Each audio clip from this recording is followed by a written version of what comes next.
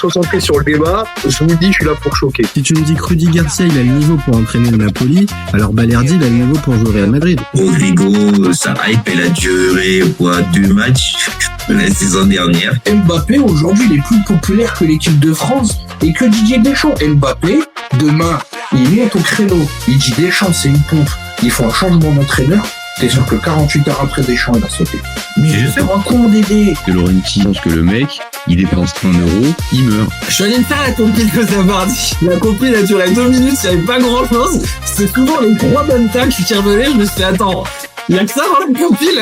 Guardiola, meilleur coach de l'histoire. C'est même pas le meilleur coach de l'histoire du Barça. Il faut arrêter avec Payet, c'est un grand joueur. Alex Ferguson, c'est juste un Giroud qui a eu beaucoup de moyens. C'est pour ça qu'il a réussi. Pendant des années, on se faisait dérouiller à chaque gros match. Ça fait penser à Rudy Garcia. Le match, il va débuter. Les 11 sur le terrain, ils vont se caguer dessus. On va sortir les popcorn, on va observer tout ça. On va tous mourir. Moi, j'y crois pas. On va se faire éliminer comme des putes.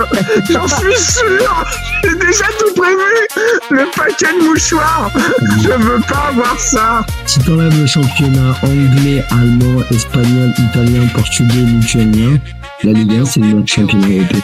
Mbappé, c'est un remplisseur de brouettes. Par contre, quand il faut aller trousser les grosses équipes, malheureusement, c'est lui qui se fait remplir.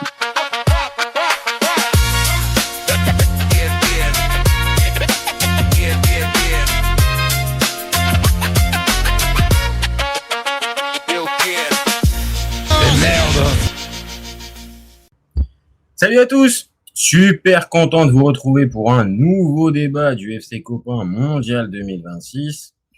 Bon, on s'est fait la petite preview tout à l'heure du match entre l'Espagne et la Belgique.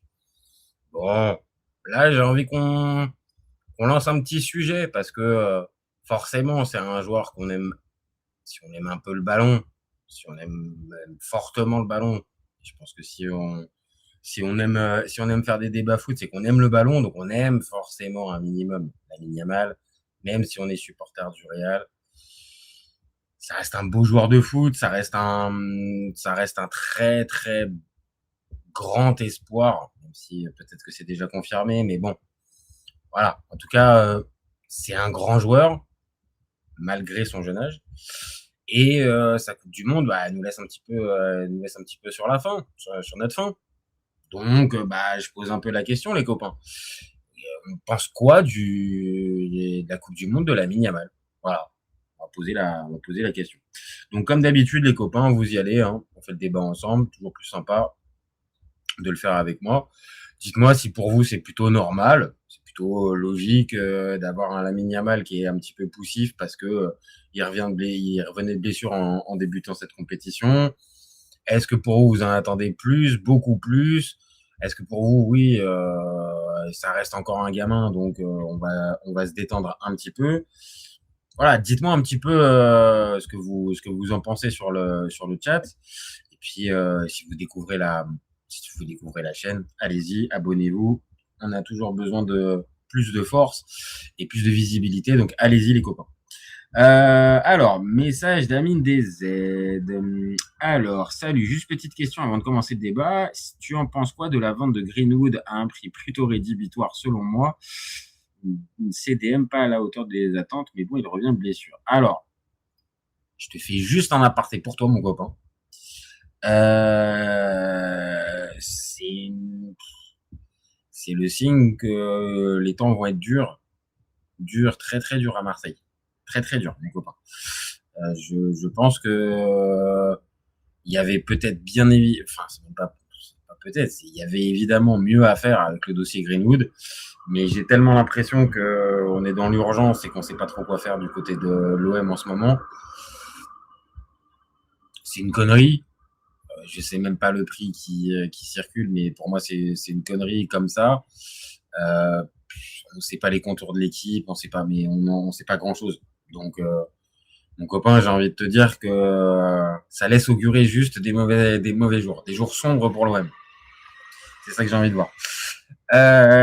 Donc, tu nous dis aussi, alors là, pour recentrer un peu sur le débat, une Coupe du Monde pas à la hauteur des attentes, mais bon, il revient de blessure. as quand même bien précisé ça. Je pense que ça va pouvoir nous permettre de commencer là-dessus. Merci à l'Ouest, El Padrinote, likez les gars, ils méritent. Merci, toujours. La famille, vous êtes adorables les copains. Et tu nous dis aussi, LOS, Yamal, il va faire beaucoup de choses aujourd'hui, ça c'est sûr. Il va commencer ce soir. Bah, ça serait le moment. On va être clair. Au sein du FC Copain, on est pas mal de gars à être plutôt sur la même longueur d'onde, c'est-à-dire on est déçus de ce que nous propose Lamine Yamal. Mais forcément, on est obligé, sauf si on regarde une fois de temps en temps les matchs, on est obligé de prendre en considération le contexte. Lamine Yamal, comment il est arrivé dans cette Coupe du Monde, dans quel état physique il était. Et je pense que là, déjà, on a une bonne partie des explications du Lamine Yamal poussif qu'on voit depuis le début de la compète. Maintenant, moi je suis pas médecin, je sais pas le temps qu'il y avait nécessaire. Moi, ce que j'ai peur, je vais vous dire, pour le cas Yamal, j'ai peur qu'en fait il soit revenu trop tôt parce que c'est Coupe du Monde. Donc logiquement, Coupe du Monde, bah tu forces un petit peu, tu prends des risques un petit peu. Bon, sans remonter à très très loin, mais Coupe du Monde 2014, rappelez-vous Falcao, qui se fait les croisés au mois de janvier. Il force. Bon, c'était les croisés. On peut remonter à 2006 aussi. On a comment il s'appelle, un Francesco Totti, qui franchement, il n'est pas en état de jouer, mais parce que c'est Coupe du Monde 2006, parce que c'est grosse échéance, parce que bah, tu fais les efforts. Et je pense, maintenant, comme je dis, je suis pas médecin, donc je vais pas m'avancer à faire des gros pronostics et des diagnostics surtout. Mais j'ai la sensation qu'il a forcé pour revenir. La preuve, quand on le voit sur le terrain, on sent moins cette faculté qu'il a de dribbler, percuter, provoquer, voire même à certains moments accélérer. On le voit pas, on le voit très peu ça. La qualité technique, pas de problème, on la revoit. Il y a aucun souci là-dessus, mais j'ai envie de vous dire que ça, c'est quelque chose que tu perds pas. Même à 60 ans, tu la perds pas ta technique. Maintenant, il faut arriver à la mettre au service de ton physique et que ton physique tienne la route. Ce qui va dans le sens positif pour lui, pour moi, c'est que son dernier match contre le Portugal, alors évidemment, il fait pas d'énormes différences. Il a un gros client. Une bonne partie du match, il a un gros client en face de lui, il a Nuno Mendes. Par contre, moi, c'est ma sensation, dites-moi pareil dans le chat ce que vous en pensez, mais dans la deuxième partie du match, Nuno Mendes sort, c'est Semedo qui le remplace, et on sent très vite que là, sur Semedo, il prend le dessus. Et je pense qu'on a assez maintenant de repères pour pouvoir dire que quand Yamal, il prend le dessus sur son adversaire, c'est compliqué. C'est compliqué parce qu'après, il peut arriver à lui faire, on va dire, étalage de toute sa panoplie et il peut arriver à te rendre fou. Alors, évidemment, ils sont pas tous, comme dit Marco, ils vont pas tous se prendre des bouillons à chaque match par Yamal. Mais là, je sentais, moi, en tout cas, dans son match contre le Portugal, ouais, une petite montée en puissance. Maintenant, ça s'est pas traduit, pour l'instant, par des gros stats. Parce que, voilà, là, pour le coup, j'ai bien travaillé mon sujet. Les copains, les stats, elles sont un peu, elles illustrent un peu ce que je vous dis. Il n'y a pas de passe décisive. Il y a un but contre l'Arabie Saoudite au premier tour. Bon, il est important ce but parce que c'est le premier. Donc, il est pas neutre. Maintenant, on va pas se mentir. Le but, il arrive face à une équipe très faible et il est juste en face la ligne de but. Donc, il n'a pas grand chose à faire. Parce que c'est toujours la même chose, faut être là, faut être présent à cet endroit-là au bon moment et tout ça. LOS qui nous dit non, si c'était grave, impossible qu'il risquerait, même les médecins ne le laisseraient pas jouer. L'Espagne en général, sa présence dans son club est plus nécessaire, ça c'est sûr. Oui, mais on va être clair, les copains. Moi, je parle pas, qu'on se comprenne bien, moi je parle pas qu'il ait été prendre des risques comme les gars que j'ai été dire, comme un Falcao ou comme un Totti. Il n'a pas été jusque-là. Maintenant, est-ce qu'il était en état de jouer? C'est ça la question. C'est est-ce que s'il n'y a pas de match important, et alors s'il n'y a pas de Coupe du Monde, tout simplement, est-ce qu'on retrouve un Lamine Yamal qui joue et qui est pris dans la compétition? Moi, je pense pas. Je pense pas parce que ce joueur, tu as besoin qu'il soit à 100% pour pouvoir te donner le maximum et faire toutes les différences qu'on le connaît capable de faire. Par contre, quand tu es l'Espagne, c'est une réalité. Hein. Tu peux pas te priver de Lamine Yamal parce que cette équipe joue divinement bien. Mais il te faut au minimum Yamal et idéalement, il aurait fallu Williams aussi de l'autre côté comme on a vu à l'Euro 2024 où pour le coup, ce jeu de possession qu'on avait pu voir et ce jeu ce jeu proactif, en fait, il ne peut être sublimé que par des gars soit dans l'axe ou plutôt sur les côtés qui vont te mettre de la vitesse et être incapables de pouvoir passer leur vis-à-vis en dribble, en accélération, en percutant.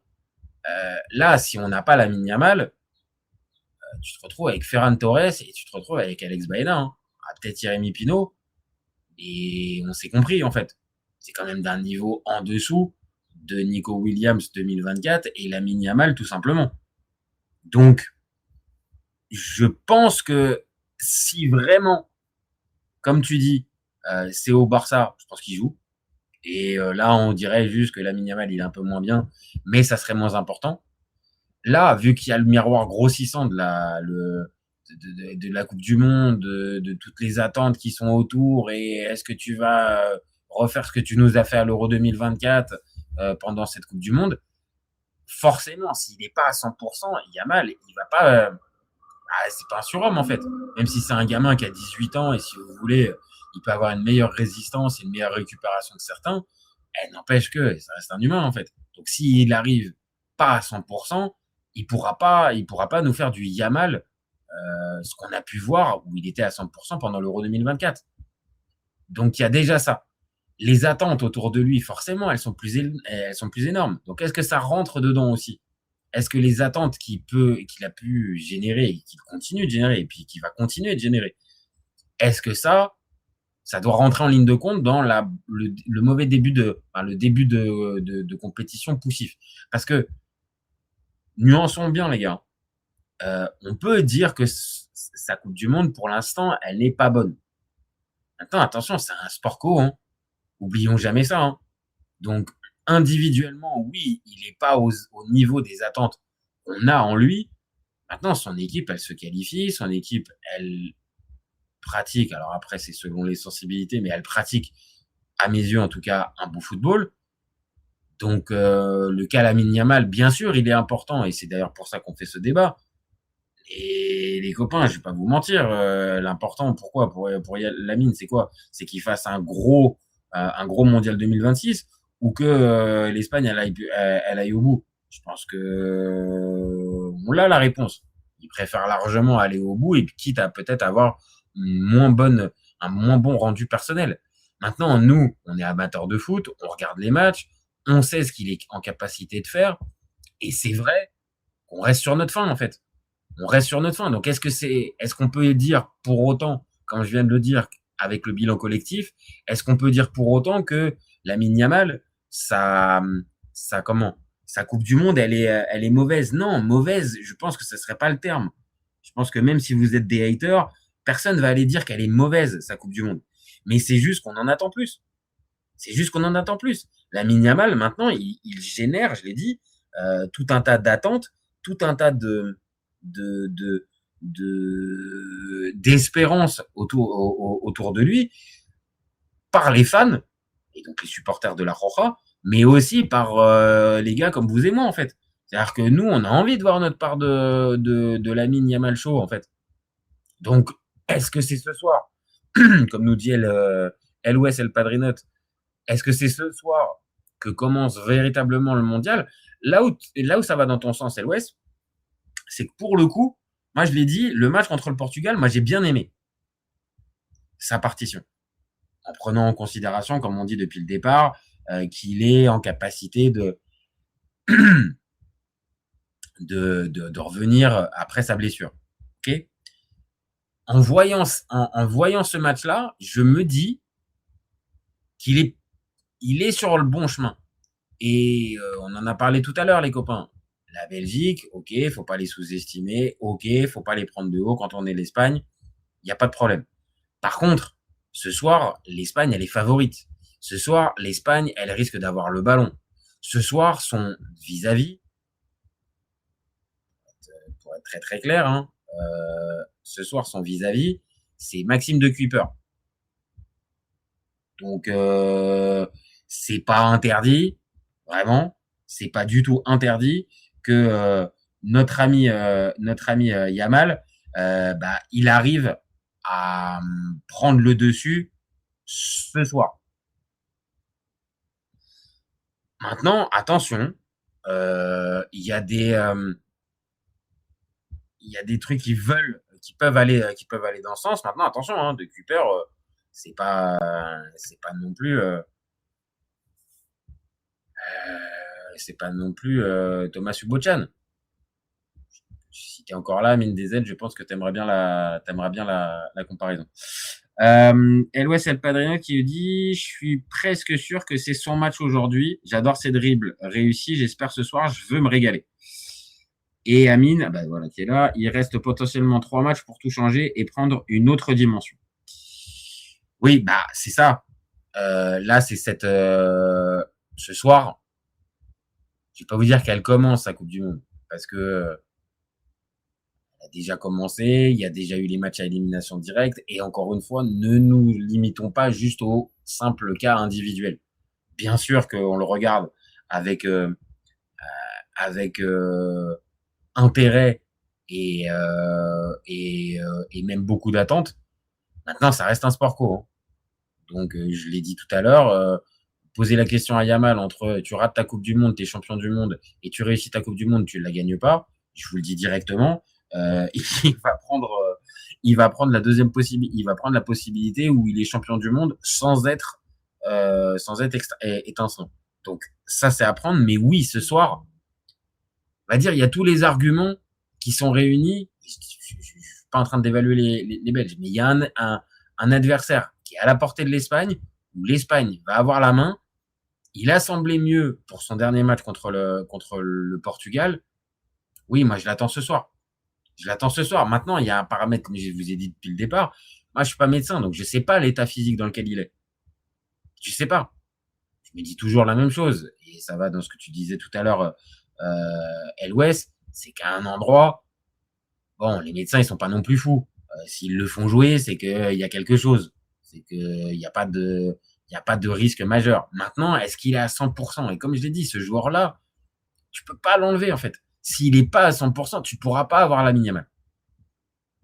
Ok, il pourra faire des différences parce que techniquement, il est au-dessus. Mais par contre, c'est cette explosivité et ce coup de rein qu'il a, et je parle même pas de la frappe, hein, mais le coup de rein qu'il a, s'il n'est pas à 100%, oui, tu peux pas avoir Lamine Yamal véritablement comme on le connaît. Donc, pas celui avec lequel tu vas te régaler, mon copain. Amine DZ, Ubochan. Ah, je savais que j'allais te faire marrer. Avec Ubochan. J'en cherchais un, sinon c'était Yuto Nagatomo. Je sais pas qu'est-ce qui était le mieux. Hein. Entre Nagatomo et Ubochan, franchement. Ah, ou alors si, non, j'ai pire. J'ai pire pour toi, mon copain Amine DZ. Paolo Deschelier. Enfin, ou Deschelier si tu préfères. Encore très très fort. Salut Hamza, formation, salut à toi. Je suis désolé les gars, mais vous savez combien de matchs là où il fait les 90 depuis le début? Il en joue pas, hein. Je crois pas, hein. Je vais remontrer les stats. Je vais revérifier moi de mon côté, mais je crois pas hein, qu'il fasse un seul match en entier. À moins que celui contre le Portugal, il le fasse en entier. Je revérifie direct. Lamine Yamal. Alors, Lamine Yamal. Est-ce qu'au dernier match, il fait 90 minutes? Yamal, oui, je crois qu'il fait les 90 minutes. Il ne sort pas. Il sort pas contre le Portugal et contre l'Autriche. Est-ce qu'il fait aussi? Non, contre l'Autriche, il sort à la 85e. Contre l'Uruguay, je pense pas qu'il soit resté tout le match. Non, il est sorti à la 78e. Et Arabie Saoudite, pour être ultra clair, il sort à la mi-temps. Donc non. Il y a que le match contre le Portugal. Donc ça irait dans la montée en puissance hein, qu'on est en train de dire. Il semble être sur la bonne voie. Maintenant voilà, hein, il y a pas que lui, hein, mais on l'attend forcément. On peut plus, c'est horrible. Et c'est pareil. J'en parlais en off avec les copains de la chaîne. On se rend pas compte, mais il y a un niveau d'exigence. Après, d'un côté, vous allez me dire, bah, c'est de sa faute, entre guillemets. Il a fait le job pour que, justement, on soit très exigeant avec lui. Mais on oublie trop souvent, je trouve, que le gamin n'a que 18 ans. Il vient de fêter ses 18 piges, quoi. Les gars, soyons sérieux quand même. Bien sûr qu'il génère des attentes. Bien sûr qu'on espère que sur un geste, il puisse te faire gagner une compétition, un match, un machin. Bien sûr, je comprends. Et même moi, j'en attends. J'en attends quand je regarde les matchs. Mais de l'autre, n'oublions pas ça quand même. Il n'a que 18 ans. Putain, les gars, 18. On se rappelle tous de la phase quand il marque son but contre l'équipe de France. L'Euro se passe en Allemagne. En Allemagne, à 16 ans, tu peux pas être dehors. À moins de 16 ans, tu peux pas être dehors à passer 22 heures. Au moment où il joue ce match-là, il a 15 ans et je sais plus combien de jours.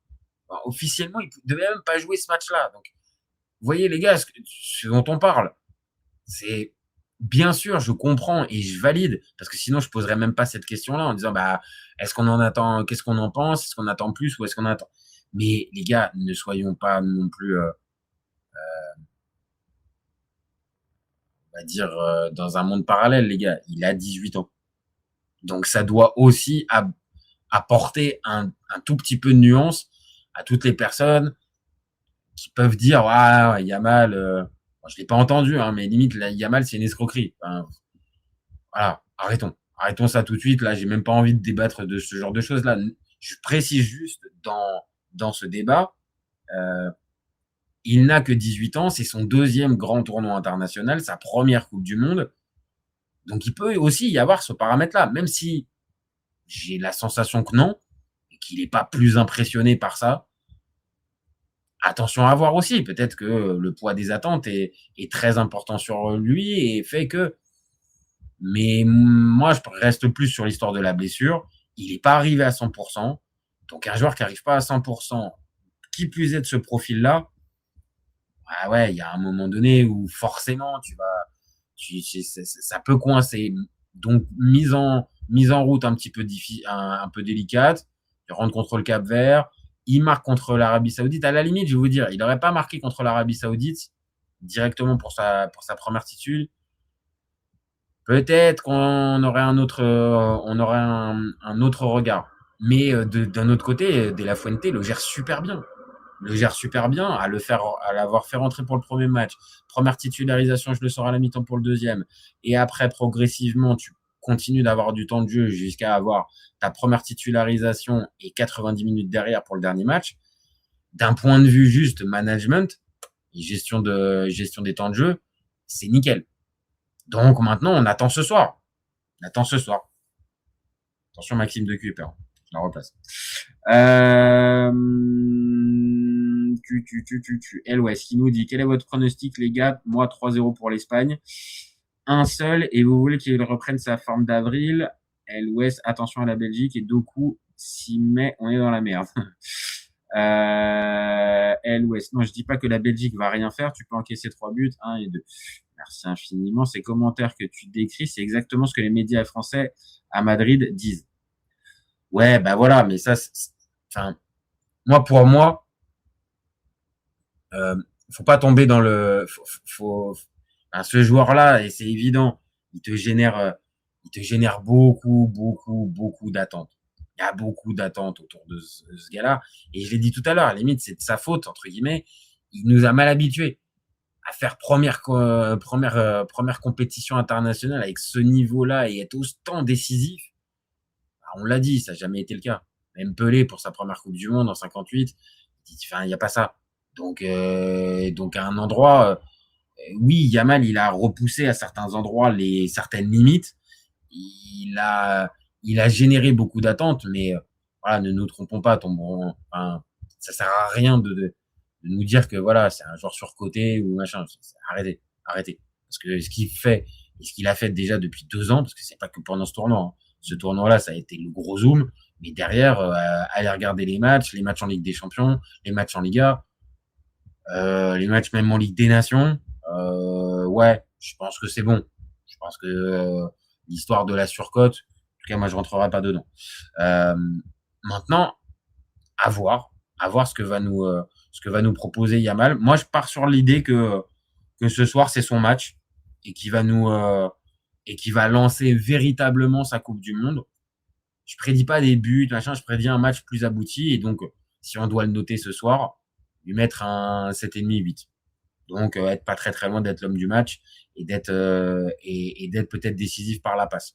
Les buts, j'en sais rien, mais je pense que ce soir, il y a beaucoup de choses qui sont réunies, mais il y a cet inconnu, comme j'ai dit depuis le tout départ, il y a l'inconnu de l'état physique. Et ça, moi, l'état physique, les copains, je suis pas médecin, j'ai pas mes diplômes, donc je peux pas me positionner dessus. Par contre, sur ce qu'on a vu, sur ce qu'on connaît du gamin et sur ses stats depuis le début de la compétition que je vous remonte une dernière fois,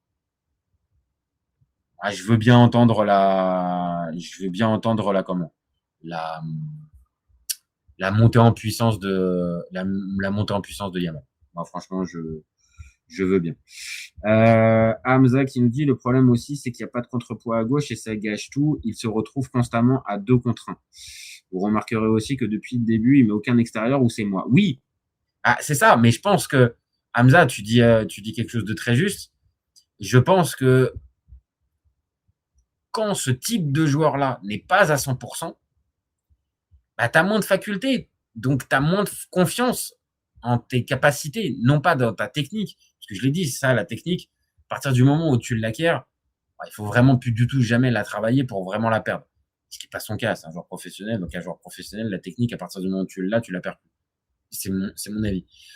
Par contre, ce genre de joueur-là, si tu n'es pas, on va dire, tu n'as pas une confiance absolue en ton corps et dans tes sensations, bah oui, tu vas moins tenter. Donc, comme tu le dis très justement, le fameux extérieur dont il se sert très souvent et très souvent même à très bon escient. Est-ce que là justement, quand t'es pas à 100%, tu l'utilises? Bah non, tu restes un peu sur tes basiques. Et puis, tu l'as dit aussi, l'autre truc est très très juste. De l'autre côté, tu as un autre profil.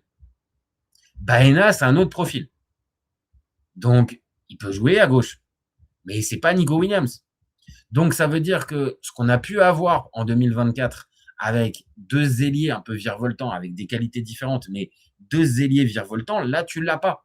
Donc, forcément, tu vas avoir tendance à plus verrouiller le côté droit parce que tu sais que c'est par là que va se faire véritablement les grosses différences parce que tu as Yamal.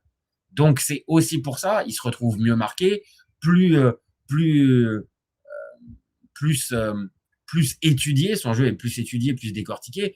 Maintenant, on peut avoir comme preuve ce qu'on a pu voir pendant les 2 ans qui sont passés, les vidéos, je pense qu'il y a tout un tas d'adversaires qui sont passés. Je pense que même un Di Marco, quand il est avec Simone Inzaghi. Simone Inzaghi lui fait un cours de vidéo en lui disant attention, Yamal, il va te faire ça. Et même en étant au courant, c'est la magie aussi de certains joueurs. C'est que même si tu es au courant que le gars, il a plutôt ça ou telle facilité, bah, il est trop fort, donc il va pouvoir te faire autre chose. Maintenant, pareil, si il est bien pris, si de l'autre côté, le jeu penche véritablement à droite et qu'à gauche, il n'y a pas de pendant, bah oui, ça va sauter encore plus aux yeux que, ah oui, Yamal fait moins de différence. Donc c'est aussi pour ça qu'on pose cette question. Sa Coupe du Monde, oui, pour l'instant, on va pas se mentir, c'est pas une franche réussite, véritablement. Et c'est pas qu'au niveau des buts, hein, mais c'est au niveau de du rendu général. Oui, c'est pas au niveau de ce qu'on attend, mais on l'a dit, il y a le paramètre physique qui peut nuancer ça depuis le départ. Et puis la Coupe du Monde, pour lui, ne s'est pas arrêtée, elle continue et elle continue bien dès ce soir. Donc moi, j'ai envie de rester sur ce qu'on dit un peu les copains. Il va la lancer maintenant en fait. Il va la lancer maintenant, il va la lancer ce soir. Par contre, si ce soir, on est toujours sur un Lamine Yamal qui est aussi poussa, qui n'arrive pas à faire de différence, bon bah là on pourra plus se positionner. Il lui restera évidemment la demi-finale contre la France, si l'Espagne passe. Évidemment que il pourra encore relancer la machine à ce moment-là. Ça sera encore possible. Mais de l'autre, ça fera beaucoup de cartouches épuisées, donc on pourra plus parler véritablement de grande Coupe du Monde. Mais bon, pareil, hein, s'il vient pas faire un grand match là, mais que contre les Bleus, il vient être décisif et vient marquer, on sera tous à dire que au final, dans le money time, dans le moment clutch, il a été là. Donc toujours pour ça, nuançons, on n'est qu'au quart de finale. Le bilan est pas infâme. C'est pas non plus, il arrive jamais à passer son vis-à-vis en 1 contre 1 et il fait 0 différence et son équipe est pas bonne. C'est pas le cas. N'oublions pas ça. Le collectif, ça tient. L'Espagne est en quart de finale en n'ayant encaissé aucun but et dans un style différent de la France, s'impose comme le favori numéro 1, 2 selon les sensibilités de chacun. Donc voilà, c'est pas mauvais non plus. Mais on en attend plus et on voudrait un petit peu plus. Elwes qui nous dit les DZ aiment bien l'Espagne.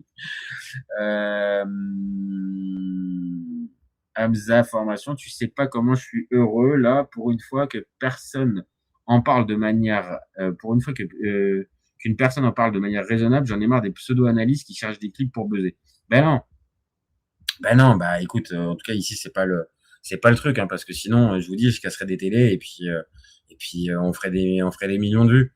Donc non, malheureusement, on essaie plus de se baser sur ce qu'on regarde, sur ce qu'on voit et d'essayer d'être nuancé, tout en étant tranché. Hein. Donc on essaye, hein. Mais l'objectif, non, c'est pas d'aller faire du clic à tout va. Donc pour te dire que Lamine Yamal c'est une pipe, c'est un escroc, c'est une fraude, non, ce sera pas ici que tu entendras ça, clairement. Et pour beaucoup de joueurs, ça sera pas le cas. Après.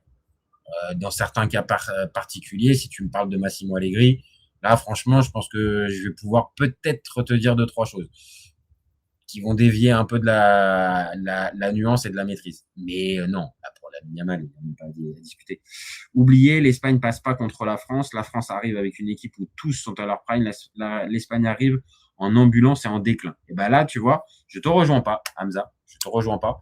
Je pense que dans un style différent, l'Espagne, elle te propose une autre variante de ce que te propose l'équipe de France. Maintenant, sur le spectaculaire, rien à dire. Strictement rien à dire. L'équipe de France est plus impressionnante que l'équipe d'Espagne. On en a parlé hier soir pendant le débrief France-Maroc et depuis le début. Ça serait mentir que de te dire le contraire. Mais c'est 2 manières différentes. Et n'oublie pas que si ces 2 équipes s'affrontent, il y a un paramètre à prendre en compte direct, c'est que la France n'a pas la balle. Donc la France court après le ballon. Et jusqu'à présent, la France a eu le ballon. Donc, ça sera à nuancer. Maintenant, je comprends ce que tu veux dire. L'équipe de France fait plus peur. Maintenant, en ambulance et en déclin, j'aimerais bien avoir des sélections en ambulance et sur le déclin qui, en 5 matchs de Coupe du Monde et en ayant affronté le Portugal pour le dernier match, ont pris 0 but.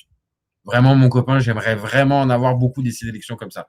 Moi qui suis qui suis d'origine italienne, je te cache pas qu'une sélection en ambulance et en déclin comme ça, je la signe tous les jours. Mais vraiment, tous les jours.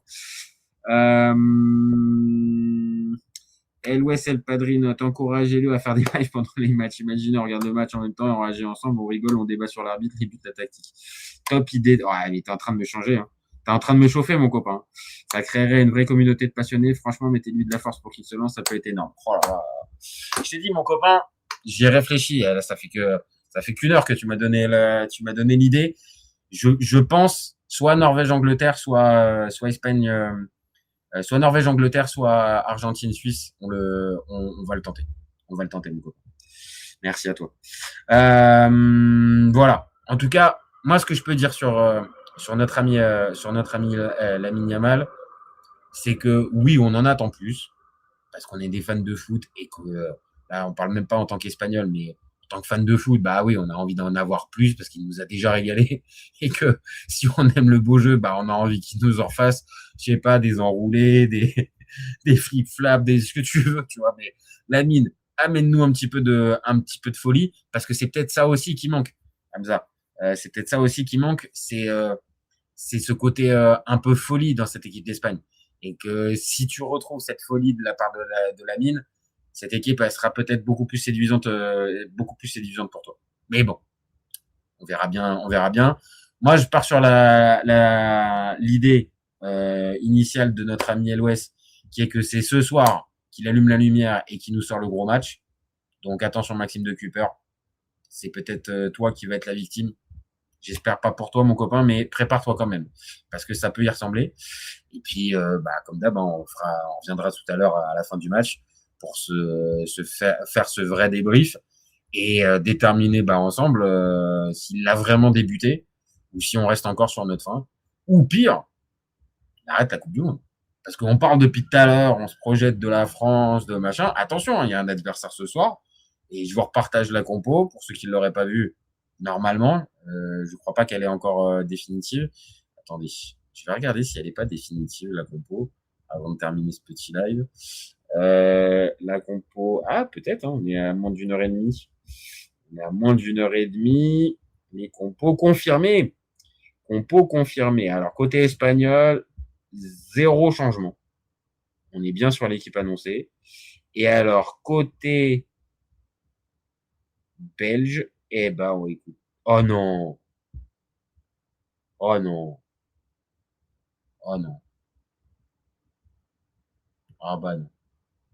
Bon, là, ami belge, je suis désolé.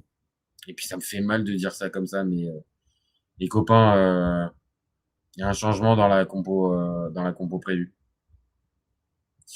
En fait, Van Aken, il est pas là, c'est Kevin De Bruyne qui joue à la place. Ok. Bon, là, écoutez. Là, je vais pas vous mentir que là, la composition belge, ouais. Et pourtant, ça me fait mal, hein. Ça me fait mal. Mais oui, exact. Je viens de voir un petit message. Pedri sur le banc de Hamza. Et oui, Pedri sur le banc, c'est Fabian Ruiz. Donc il y a 2 changements, les copains, là sur la compo que je vous annonçais. Il y a Pedri qui est remplacé par Fabian Ruiz au milieu du terrain et Van Aken remplacé par De Bruyne. C'est les 2 changements. Ouais. Bien, t'as eu l'œil, Hamza. Bien, merci mon copain. Bon, Fabian Ruiz, ouais, mais Pedri qui joue pas. Ok. Pedri sur le banc. Je l'aurais pas, je l'avais pas vu venir celle-là. Ok. Bon, en tout cas, on a notre Lamine Yamal qui est bien là ce soir. Et pour terminer notre, tu nous dis Hamza formation, Hamza. D'ailleurs, on a tendance à oublier, mais Courtois, s'il s'y met, il te tue le match. On en a parlé pendant la preview tout à l'heure. On en a parlé et évidemment, faut pas sous-estimer la qualité de la défense. Bon, elle peut prêter à discussion. Maintenant, dans cette défense, t'as Courtois. Donc, t'as raison. S'il s'y met, ça peut te changer le match. Mais de l'autre, c'est quand même Nathan Ngoy et je sais plus, je crois que c'est Joachim Mekele. Pas sûr que ça tienne par contre. Pas sûr que ça tient. Mais en tout cas, De Bruyne, je l'aurais pas tenté, mais bon. C'est notre ami Rudy Garcia. Mais bon, j'avoue, je serais reparti, même si Van Aken, en talent individuel, je préfère 100 fois Kevin De Bruyne, mais Kevin De Bruyne actuel, je prendrais pas. Mais peut-être que je vais me tromper. On verra bien. Allez, un dernier message qui nous dit perso Pedri aurait dû suivre le même protocole que Yamal. Le pauvre est usé. Ouais, mais Yamal, il sortait d'une blessure, non? J'ai pas, là, pour le coup, j'ai pas les deux dossiers, les deux dossiers en tête. Mais je crois qu'il y avait un truc, du genre. Tu me parles d'un qui est usé, alors que l'autre arrivait blessé. Donc, mine de rien, je pense que ça peut jouer. Bon, on verra. On verra bien ce que ça va nous donner. Bon, tout dernier point, c'est même pas du football, mais pour ceux qui aiment bien un tout petit peu le tennis, il y avait un petit match, entre Djokovic et Sinner, demi-finale de Wimbledon. Il n'a pas blagué, Sinner. 3-7-0. Voilà, allez, on va terminer là-dessus, parce qu'on est une chaîne de foot, on n'est pas une chaîne de tennis, donc on va s'arrêter. Donc merci à tous d'avoir suivi, merci à LOS, avec ses encouragements, merci. Et comme je te dis, j'ai réfléchi, mais je vais essayer de voir pour essayer de faire ça et qu'on tente un truc. Merci à Hamza Formation, merci à Amine DZ d'avoir participé. Franchement les gars, vous avez été géniaux. Encore un vrai plaisir de faire le débat avec vous. C'est top. Donc merci à vous d'avoir suivi. Pour les autres, merci aussi à vous, même si vous n'avez pas commenté, même si vous n'avez pas participé, vous étiez là, donc merci aussi à vous. Le live va être disponible en replay dans quelques minutes. N'hésitez pas donc à commenter, liker ou partager. On répond aux meilleurs commentaires même après la publication des débats. Pensez aussi que le live va être disponible en podcast sur Deezer, Spotify, Apple Podcast et tous les autres. Donc n'hésitez pas là aussi à vous abonner et à faire un petit tour sur la chaîne et même à noter les podcasts si vous avez la possibilité. Ça nous met un peu plus en valeur. Et on commence un petit peu à monter dans les classements. Donc, allez-y les copains, on a besoin de vous.